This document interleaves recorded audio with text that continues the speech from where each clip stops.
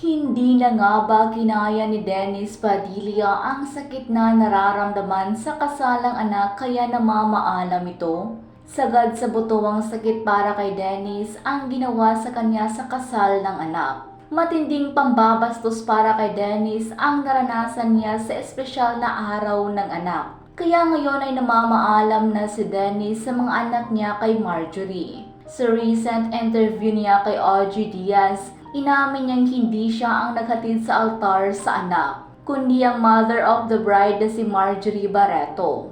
Sinabi rin daw sa kanya ng coordinator na sa mga katabi na lang ng mga ninong umupo. Kaya bakit umano siyang uupo sa katabi ng mga ninong? Nang magsimula na daw ang program, wala na raw siyang nagawa kundi umiyak na lang.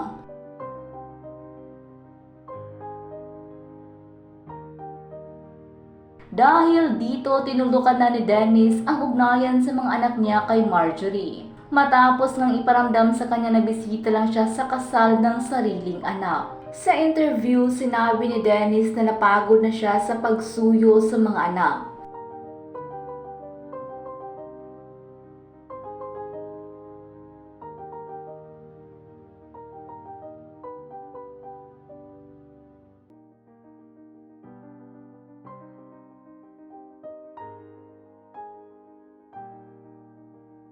Nang tanungin kung may mensahe pa siya para sa mga anak.